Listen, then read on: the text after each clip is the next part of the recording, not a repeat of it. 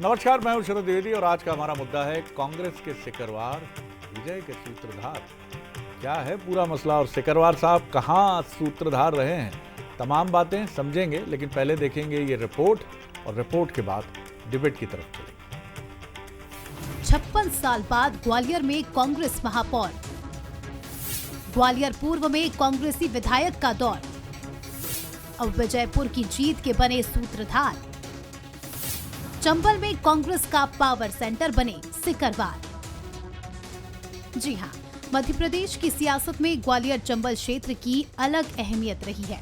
इसे सत्ता की चाबी भी कहा जाता है। विजयपुर में कांग्रेस की विजय के बाद कहा जा रहा है कि ग्वालियर चंबल में कांग्रेस में नया पावर सेंटर तैयार हो गया है। एक जमाना था जब ज्योतिरादित्य सिंधिया यहाँ के सर्वमान्य कांग्रेस क्षत्रप थे। सिंधिया के जाने के बाद पूर्व नेता प्रतिपक्ष डॉक्टर गोविंद सिंह को ये रुतबा हासिल हुआ। उनकी हार के बाद कांग्रेस में एक वैक्यूम सा बन गया था, जो विजयपुर की महाविजय के बाद भरता दिख रहा है। क्षेत्र में कांग्रेस का नया पावर सेंटर बनकर सिकरवार परिवार सामने आया है। विजयपुर की विजय के सूत्रधार बने नीटू सिकरवार। विजयपुर उपचुनाव में निभाई किंग मेकर की भूमिका। रामनिवास रावत को हराने बनाया नीटू ने चक्रव्यूह। रावत की कांग्रेस छोड़ने से मुरैना में मिली थी हार। नीटू मुरैना से लोकसभा में थे कांग्रेस उम्मीदवार। अंचल में कांग्रेस का किला मजबूत कर रहे सिकरवार। शोभा सिकरवार ने 56 साल बाद जीता महापौर चुनाव। सतीश सिकरवार ग्वालियर पूर्व से कांग्रेस विधायक। नेता प्रतिपक्ष उमंग सिंघा लगातार कह रहे हैं कि विजयपुर की जीत के शिल्पकार सत्यपाल सिंह सिकरवार यानी नीटू थे। निश्चित तौर से नीटू सिकरवार पिछले 6 महीने से लगे हुए थे लोकसभा हारने के बाद। तो उन्होंने रामनिवास जी को निवास स्थान पे भेज दिया। तो ये जीत के शिल्पकार मैं पहले भी कह चुका हूँ कि वो है। विधायक पूर्व विधायक सब लोग लगे रहे, मैं सभी का। अब हम लोग तो ठीक है, अध्यक्ष और हम लोग तो सिर्फ मनोबल बढ़ाने जाते हैं, लेकिन वहाँ की जीत स्थानीय कार्यकर्ताओं की जीत है। नीटू सिकरवार ने विजयपुर में सूत्रधार की भूमिका तो निभाई, लेकिन जीत के बाद भी वो किसी भी तरह का श्रेय लेने से गुरेज कर रहे हैं। तो जब कोई कम्युनिटी विधवा बहन हो जाती है ना, तो पूरा गांव उसकी ओर देखता है कि यही इसका मान का सिंदूर उजड़ गया। इसलिए मुझे लोग श्रद्धा के भाव से देख रहे थे, मुझ पर दया कर रहे थे। इसलिए मैं चुनाव में था और चूंकि लोकसभा चुनाव आ रहा है, इसलिए हो सकता है कि मेरा नाम निकल के आया। लेकिन मैं ऐसा मानता हूँ कि चाहे जयवर्धन सिंह साहब हो, अशोक सिंह जी हो, लाखन सिंह जी हो, बैजनाथ जी हो और हमारे जितने भी विधायक थे जो इस काम में लगे हुए थे, कांग्रेस का एक एक कार्यकर्ता उस जीत का प्रमुख शिल्पकार है, ऐसा मैं मानता हूँ। सिकरवार परिवार का राजनीतिक रुतबा लगातार बढ़ता दिख रहा है। पार्टी को भी उम्मीद है कि मुश्किल दौर में कांग्रेस को जीत दिला रहे परिवार का साथ उसको आगे और मजबूत करेगा। वहीं बीजेपी इसे विजयपुर की जीत के बाद कांग्रेस में श्रेय की लड़ाई बता रही है। देखिए, कांग्रेस में ग्वालियर में भी खूब धड़ेबाजी है। एक धड़ा वहाँ पे जो भी चुनाव हुए विजयपुर के, उसमें सिकरवार परिवार को उसका श्रेय दे रहा है बार बार। दूसरा धड़ा जीतू पटवारी को श्रेय दे रहा है। कुछ जीतू पटवारी विरोधी नेता अलग हैं, दूसरे धड़े के नेता अलग हैं। तो ग्रुपबाजी चल रही, बड़ा अंतरकलह चल रहा है। एक सिकरवार परिवार को आगे बढ़ाने में लगा है, दूसरा उनके विरोधियों को आगे बढ़ाने में लगा है।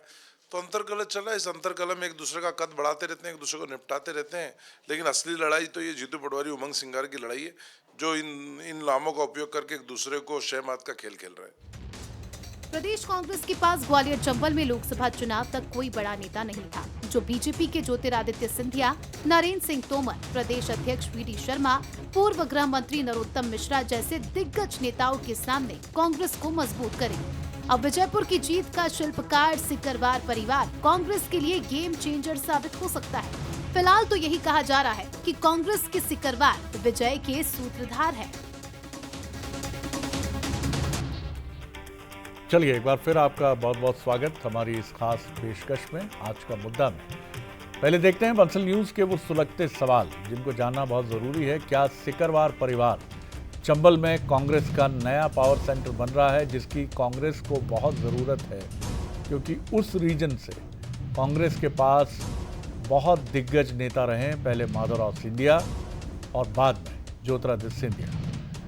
दूसरा सवाल, क्या नीटू सच में विजयपुर में कांग्रेस की विजय के सूत्रधार हैं? क्या सिकरवार परिवार के सहारे कांग्रेस चंबल में सियासी लड़ाई लड़ पाएगी? तो ये वो अहम सवाल हैं जिनको हम ध्यान में रखते हुए आगे बढ़ेंगे। और जो मेहमान हमारे साथ हैं उनसे मुलाकात कर लीजिए। हमारे साथ हैं यशपाल सिंह सिसोदिया जी, सीनियर बीजेपी लीडर, पूर्व विधायक और बहुत संभावनाएं भविष्य के लिए, उनका बहुत स्वागत है। अजीत सिंह भदौरिया जी हैं, मुख्य प्रवक्ता हैं कांग्रेस के, उनका बहुत स्वागत करता हूं। और जय नागड़ा जी हैं, वरिष्ठ पत्रकार हैं, राजनीतिक विश्लेषक हैं, संजीदा जर्नलिस्ट की श्रेणी में शामिल हैं। जय जी, मुझे लगता है कहीं जाने की भी तैयारी है इसके बाद, कार्यक्रम के बाद। जी चलिए, तो पहला मेरा सवाल आपसे यही है कि आवाज़ उन तक पहुंच रही है? हाँ, आवाज़ मिल पा रही है जय जी? जी, आपने म्यूट कर लिया, शायद आपने म्यूट कर लिया है, तो मेरी आवाज़ पहुंच रही हो तो उसको देख लीजिए।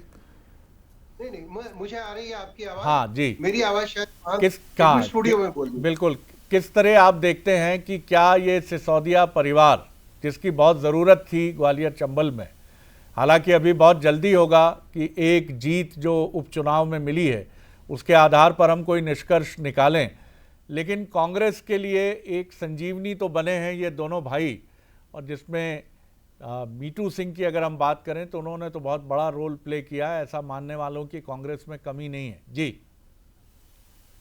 शरद जी, ये बात सही है कि उपचुनाव में चुनाव विपक्ष के लिए जीतना बहुत बड़ी चुनौती होती है, और यदि इसकी बड़ी विजयपुर सीट और वो भी एक मंत्री के रहते हुए हारना, वो मध्य प्रदेश मतलब में जो सत्ता में बीजेपी है उसके लिए एक बड़ा वो है। और जिस प्रदेश में बड़े बड़े दिग्गज हारे हों, कमलनाथ हारे हों, दिग्विजय सिंह चुनाव हारे हों, वहां पर कांग्रेस यदि जीतती है तो निश्चित रूप से ये एक बड़ी बात है। और इससे नीतू सिकरवार जी का कद निश्चित रूप से बड़ा है, क्योंकि जब मेरे ग्वालियर के लोगों से बात होती है, वहां के कुछ लोगों ने जो बताया कि उन्होंने एक्चुअली इस पूरे चुनाव में अपनी सारी ताकत लगा दी थी, और बड़ा क्रेडिट उन्हीं को जाता है। उमंग सिंगार जी तो बोल ही रहे हैं, लेकिन वहाँ के जो मेरे पत्रकार साथी हैं, वो जो वहाँ के ग्वालियर चंबल की तासीर को जानते हैं, उनका कहना है कि और सिकरवार परिवार का आज से नहीं, उनके पिता भी राजनीति में थे, उनके भाई भी, और वहां पर महापौर का भी चुनाव जो उनकी भाभी जीती है, ये अपने आप में एक बड़ा वो है। और बड़ी बात यह है कि वो सारे नेताओं के साथ में उनके बड़े अच्छे संबंध हैं, और इसीलिए वो हर गुट के साथ में वो अपने आप को कंफर्टेबल बनाए हुए हैं, चाहे दिग्विजय सिंह जी हों, कमलनाथ हों या जीतू पटवारी हों। तो और सबसे बड़ी बात है कि चुनाव जीतना अपने आप में बड़ी बात है, और कांग्रेस के लिए इस समय एक चुनाव का जीतना भी उसके लिए संजीवनी का काम कर रहा है।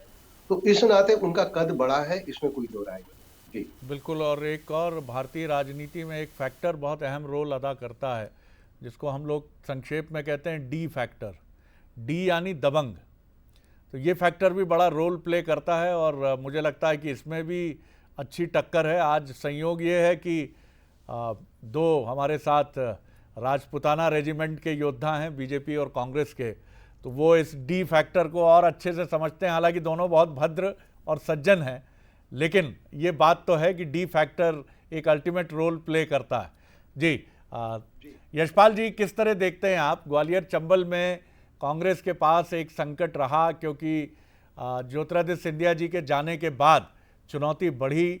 फिर डॉक्टर गोविंद सिंह जी ने वो जगह लेने की कोशिश की, लेकिन अनफॉर्चुनेटली उन्हें चुनावी असफलता ने थोड़ा पीछे ढकेल दिया। और उसके बाद कोई ऐसा नेता उस रीजन में कांग्रेस के पास नहीं था। तो क्या आपको लगता है कि ये दोनों ब्रदर्स जो हैं उस जगह को भरने के लिए खड़े हो रहे हैं? और अच्छा है, जितना प्रतिद्वंदी सबल होगा उतना आपकी ताकत भी बढ़ती। देखिए शरद जी, एक तो आपने आज के इस विषय को डिबेट का विषय बनाया है, ताकत को लेकर के और सफलता को लेकर के। लेकिन मैं ये भी कहना चाहूंगा शरद जी के आज के इस विषय के साथ साथ ईवीएम बच गई। ईवीएम पर दोषारोपण कांग्रेस ने चुनाव में नहीं किया है। जी हाँ, जी हाँ, और क्रेडिट गोज टू सिकरवार को ये क्रेडिट देने की कोशिश कर रहे हैं। इसका मतलब ईवीएम बच गई। दूसरा शरद जी, ये कांग्रेस पार्टी है। इस कांग्रेस पार्टी में कार्यकर्ताओं का कोई अहम नहीं है, उनका कोई मायना नहीं है, क्योंकि नेता प्रतिपक्ष उमंग सिंघार जी अगर बाइट देते हैं, और आपने भी उनको सुना ही, और वो जीत का सारा श्रेय नीटू सिकरवार को देते हैं तो जयवर्धन जी क्या करेंगे, स्वयं पीसीसी के अध्यक्ष जीतू पटवारी जी क्या करेंगे, जी दिग्विजय सिंह जी हैं, कमलनाथ जी हैं, डॉक्टर गोविंद सिंह जी हैं, ये सब हाशिए पे हैं। इसलिए कि नीटू सिकरवार जी को गुटी राजनीति के आधार पर क्रेडिट देना चाहते हैं उमंग सिंगार जी।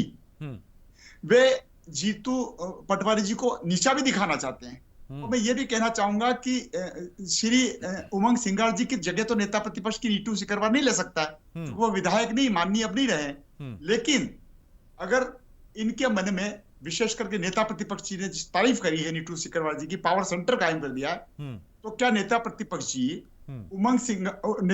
उमंग सिंगार जी क्या नीटू सिकरवार को जीतू पटवारी जी की जगह प्रदेश का अध्यक्ष बनाने की पैरवी करेंगे? क्योंकि अभी इन दिनों हम देख रहे हैं कि जीतू पटवारी जी आंसू बहा रहे हैं, भावनाओं में बह रहे हैं, कुर्सियां खाली नजर आ रही है, नेता प्रतिपक्ष कार्यक्रम में नहीं पहुंच पा रहे, बैठकों में नहीं जा पा रहे हैं।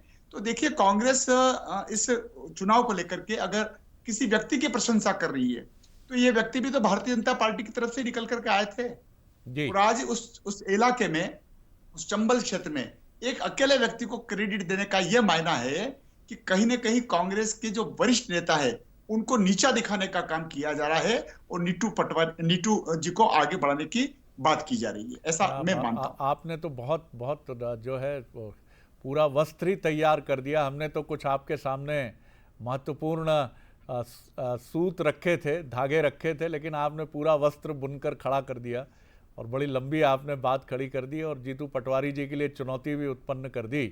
भदौरिया जी, किस तरह देखते हैं आप? ग्वालियर चंबल में लीडरशिप की तो ज़रूरत है और निश्चित तौर पर जैसा ईवीएम का जो राग छिड़ता है कांग्रेस में, वो भी रोक दिया कांग्रेस ने, और कांग्रेस के भी दो अहम शिल्पकारों ने, खुद उमंग सिंगार जी उनकी तारीफ कर रहे हैं। किस तरह आप देखते हैं कि क्या दोनों ब्रदर्स में, जो सिकरवार ब्रदर्स हैं, उनमें एक संभावना आप देखते हैं कि ये वहाँ कांग्रेस के लिए, मैं कोई पावर सेंटर या ये नहीं कहूँगा, लेकिन कांग्रेस के लिए एक मजबूत आधार तैयार करने की नींव तो रखने की तरफ उन्होंने कदम बढ़ाए, अब ये आगे कायम रहेंगे कि नहीं ये नहीं जानते हम। देखिए आदरणीय शरद जी, मैं थोड़ा समय चाहूँगा आपसे, बहुत विनम्रता से आग्रह कर रहा हूँ कि जब से केंद्रीय नेतृत्व ने मध्य प्रदेश में युवा नेतृत्व दिया है, जीतू पटवारी जी के रूप में प्रदेश अध्यक्ष, उमंग सिंगार जी के रूप में नेता प्रतिपक्ष, तब तक नीतियां बदली हैं, संघर्ष करने के तरीके बदले। आप अमरवाड़ा का उपचुनाव देखिए, नेक टू नेक 14 राउंड तक कांग्रेस पार्टी आगे रही, कैसे जीती उस पर नहीं जाना चाहता। बुधनी विधानसभा का भी उपचुनाव हुआ विजयपुर के साथ, 1 लाख से 2023 में जीते थे शिवराज जी, वहां 10,000 12,000 पे लाके समेट दिया। और विजयपुर में तो आप देखिए पूरा तंत्र लगा रहा, और पूरे तंत्र लगे होने के बावजूद सरकार के बाद कांग्रेस पार्टी ने विजय श्री हासिल की। अब ये विजय श्री का कारण क्या रहा?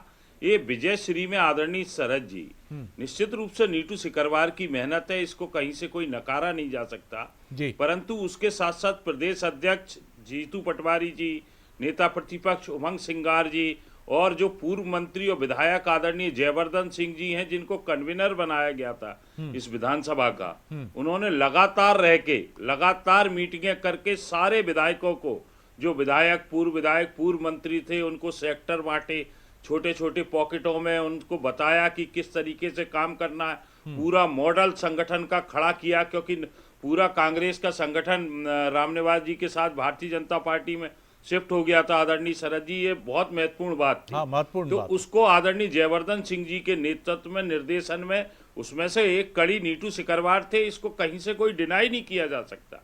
उन्होंने विजयपुर को नहीं छोड़ा, परंतु उसके साथ साथ कई विधायक, कई पूर्व विधायक, वहां के जिला अध्यक्ष और संगठन का एक एक कार्यकर्ता महत्वपूर्ण था इस जीत के लिए। और जहां तक सिकरवार परिवार के संदर्भ की बात कर रहे हैं, आदरणीय यशपाल जी ने भी अभी कोट किया, मैं बहुत विनम्रता से आग्रह करूंगा, कांग्रेस पार्टी ने, चाहे वो नीटू सिकरवार हो, सतीश सिकरवार जी हो, उनकी योग्यता को पहचाना, उनको मौके प्रदान किए। नीटू सिकरवार को पहली बार विधायक बनने के बाद दोबारा भारतीय जनता पार्टी ने मुरैना से उनका टिकट काट दिया। सतीश सिकरवार जी 2018 में चुनाव भारतीय जनता पार्टी से इसी पूर्व विधानसभा से हार गए थे, उसके बाद कांग्रेस पार्टी ने 2020 में उनको उपचुनाव में मौका दिया और वो जीत के आए कांग्रेस पार्टी की मदद से। और फिर महापौर का चुनाव हुआ, सामान्य महिला की सीट आई, कांग्रेस पार्टी ने उन पे विश्वास किया, आदरणीय शोभा सिकरवार जी को दूसरे राउंड मौका दिया, सारे कांग्रेस जन एक मिलके आए, तो वो महापौर बनी 56 साल बाद कांग्रेस की। तो ये शरद जी, कांग्रेस संगठन की भी बहुत बड़ी भूमिका है कि वो विश्वास करती है, विश्वास करके मौके देती है। आज मैं एक बहुत और छोटी बात कहूंगा नहीं, अब वक्त आ रहा हूं ना, वक्त अभी आप सेकंड राउंड के लिए भी तो रखिए। अभी खत्म कहां हो रहा है भदौरिया साहब, अभी तो चल रही है प्रक्रिया। अभी आप तो बिल्कुल एकदम, मैं मान रहा हूं आपका उत्साह बहुत गहरा है, होना भी चाहिए और बड़ी अच्छी बात है। और अपनी विनम्र मुस्कान से यशपाल जी भी उस पर मुहर लगा रहे हैं कि अच्छी बात है। जय जी, लेकिन जो मॉडल अभी जीतू पटवारी जी ने पेश किया, मैं अगर भदौरिया जी की बात से सहमति जताऊं, क्योंकि यशपाल जी भी सहमत होंगे कि चुनाव संगठन लड़ता है, कई बार इंडिविजुअल लड़ता है, वो एक अलग तरह की परिस्थितियां होती हैं। लेकिन अगर आपको बुधनी में भी आपका नतीजा हार के बाद भी काफ़ी महत्वपूर्ण रहा है, क्योंकि आपने 1 लाख की लीड को 12-13 हज़ार तक कर दिया और आप एक सीट जीत गए, तो इसका मतलब है कि कुछ तो आपने मिसिंग लिंक्स जो थे, जो अब कड़ियां कहीं गुम हो रही थी संगठन के स्तर पर, वो पकड़ने में कामयाब हुए। अब आपको क्या लगता है जीतू पटवारी जी सबको साथ लेकर, क्योंकि समन्वय की कड़ी जब जब कांग्रेस की छूटी है तो उसकी लय बिगड़ गई। निश्चित रूप से देखिए, संगठन का एक होना, एकजुट होना तो एक बड़ी, लेकिन ये बात बिल्कुल सच्चाई है, इसको हम स्वीकारें, कांग्रेस को भी स्वीकारना होगा कि संगठन के स्तर पर वहां पर बड़ी कमजोरी है। और आज भी आप भले कितनी बड़ी कार्यकारिणी बना दें, लेकिन जिला स्तर पर, तहसील स्तर पर आपका वो संगठन नहीं है और जो कैडर बेस्ड जो संगठन की ताकत बीजेपी के पास है वो नहीं है। इसलिए जहां पे नेता दमदार है, जैसा कि मेरी जानकारी में है कि सिकरवार जी का व्यक्तिगत प्रभाव वहां पर ज्यादा है, वे व्यक्तिगत संसाधन उन्होंने भरपूर जुटाए, और जहां पर कोई व्यक्तिगत तौर पे दमदार कैंडिडेट होता है कांग्रेस, वहां पर यदि संगठन की ताकत होती तो फिर तो उसको, मुझे लगता है कि हर जगह उसको सफलता मिलनी चाहिए। तो मुझे लगता है कि कांग्रेस में चेहरे हमेशा से महत्वपूर्ण रहे हैं।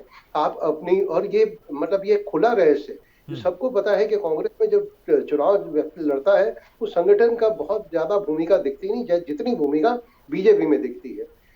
ये बात और है कि कांग्रेस को संगठन अभी मजबूत कर रही है, लेकिन उसका क्योंकि कांग्रेस में हमेशा से नेता ज्यादा रहे हैं, कार्यकर्ताओं की यदि हम बात करें तो वो हमेशा कम दिखते हैं। तो व्यक्तिगत तौर पे मैं मानता हूं कि कांग्रेस में ज्यादा, इसलिए सिकरवार जी को मैं इस बात की क्रेडिट देता हूं कि एक व्यक्ति के प्रयास है। वहां भी राजकुमार पटेल का अपना प्रभाव है, इसलिए वो काफी हद तक शुरुआती 1-2 राउंड में तो जीतते हुए दिखे। ये बात और है कि चूंकि वहां बीजेपी का संगठन मजबूत था, इसलिए बीजेपी वहां पर आगे बढ़ गई। ये आपने महत्वपूर्ण बात की है कि कांग्रेस में इंडिविजुअल अप्रोच तो अभी भी काम कर रहा है, चाहे सतीश सिकरवार हो या मीटू सिंह सिकरवार हो या फिर राजकुमार पटेल हो, इनका अपना व्यक्तिगत प्रभाव है। क्योंकि बीजेपी में जिस तरह से हम देखते हैं कि कई बार एकदम अनजान और अपरिचित नाम भी अच्छी खासी सफलता हासिल कर लेता है, उसका बड़ा कारण संगठन होता है। तो टक्कर अभी ये नहीं कह सकते हम कि नतीजा एक तरफ झुक गया है और बहुत ज़बरदस्त टक्कर नज़र आ रही है, अभी लंबी लड़ाई है। लेकिन हाँ, कांग्रेस ने बहुत सारी चीज़ें बेहतर की हैं, इससे इनकार भी नहीं किया जा सकता। यशपाल जी, निश्चित तौर पर अब बेहतरी की ज़रूरत आपको भी है, क्योंकि हर बार आपको अपना मूल्यांकन करना होता है और मूल्यांकन करने के बाद आपको आगे बढ़ना होता है। और निश्चित तौर पर इस हार ने कई सबक आपको दिए हैं कि बाहर से कौन आ रहा है, उसकी स्वीकार्यता कितनी है।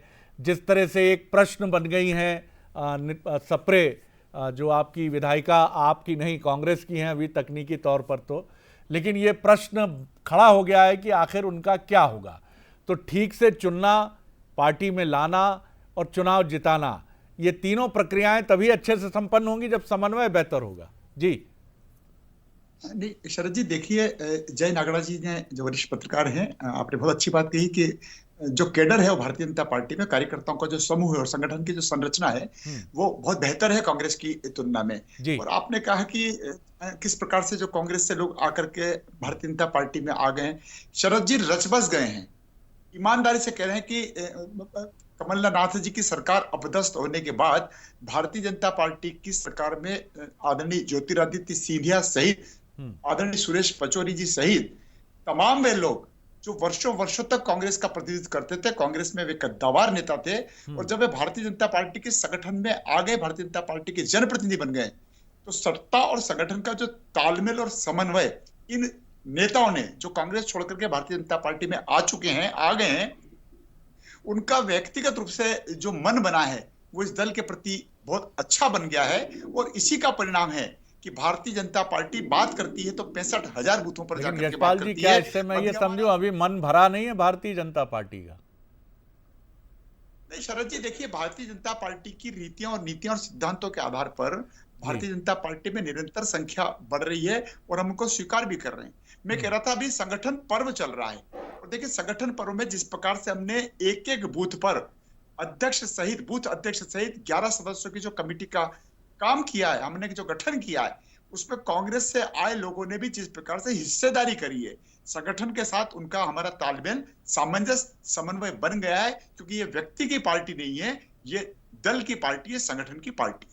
जी अजीत जी, जिस तरह से चीज़ें आगे बढ़ी हैं उनको लेकर बड़े नतीजे निकालना तो आप भी सहमत होंगे, क्योंकि जिस तरह से इसके बाद खुद आपके संगठन के मुखिया खम ठोक कर कहते नजर आए कि दम है तो करा लें, हम तो चुनौती देते हैं, वहाँ भी पटक नहीं देंगे। अच्छी बात है, संगठन के मुखिया के नाते उन्हें सार्वजनिक तौर पर यही कहना चाहिए। लेकिन अभी बहुत सारी खामियां और कमियां हैं। कई बड़े नेता आपके इस चुनाव से भी दूर रहे, बहुत ज़्यादा निकटता से उनको चुनाव से जुड़ते नहीं देखा गया। और सबसे महत्वपूर्ण बात तो ये है कि संगठन की जो कमज़ोरियां हैं वो आपसे बेहतर कौन जानता है। आप एक वरिष्ठ कार्यकर्ता हैं, वरिष्ठ नेता हैं पार्टी के, उन सबको दूर करना कोई एक दिन का काम नहीं है, ये बहुत समय लगेगा इसमें। जी नहीं आदरणीय शरद जी, मैं आपकी बात से सहमत हूँ शब्दशः। निश्चित रूप से कोई भी ऑर्गेनाइजेशन हो, संगठन हो, उसमें अगर पूर्णता आ जाएगी तो स्थिरता आ जाएगी। ठहर जाएगा तो उसमें पूर्णता आना ही नहीं चाहिए।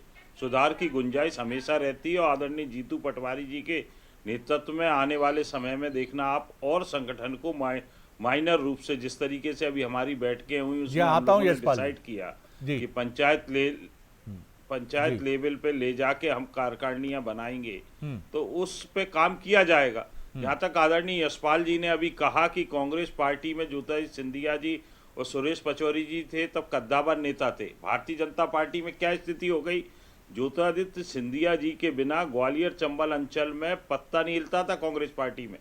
और वही ज्योतिरादित्य सिंधिया जी केंद्रीय मंत्री रहे और उनको विजयपुर उपचुनाव में नहीं बुलाया गया प्रचार के लिए। आप देखिए इससे बड़ा अपमान क्या होगा उस नेता का, जो नेता के बिना कांग्रेस पार्टी में पत्ता नहीं हिलता था और भारतीय जनता पार्टी में रह के उन्हीं के क्षेत्र में, उन्हीं के उसमें उनको मात्र नहीं बुलाया गया। ये क्या स्थिति लाके पैदा कर दी, ये गुटबाजी का परिणाम है आदरणीय शरद जी।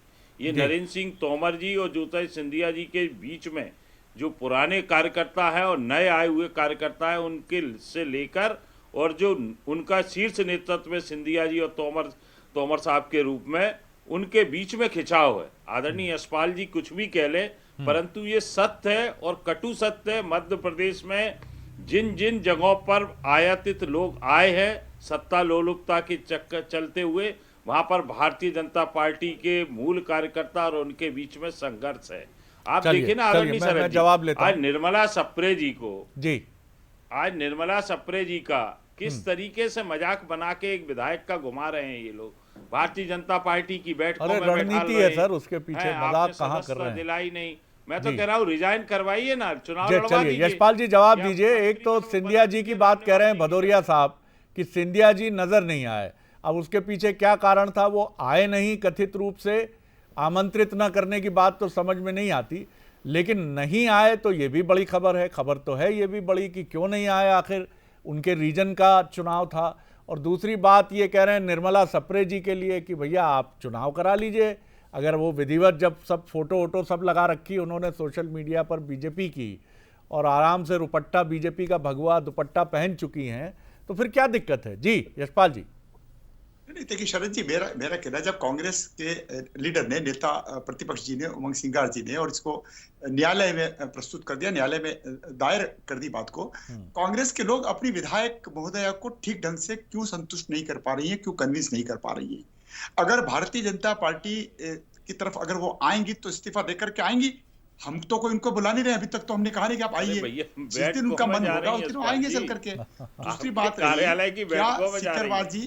क्या सिकरवार परिवार को, नीतू सिकरवार को ये जी। कांग्रेस अगर क्रेडिट दे रही है, क्या गोविंद सिंह जी से पूछा, क्या दिग्विजय सिंह जी बोल रहे हैं, क्या कमलनाथ जी बोल रहे हैं, क्या स्वयं जीतू पटवारी बोल रहे हैं?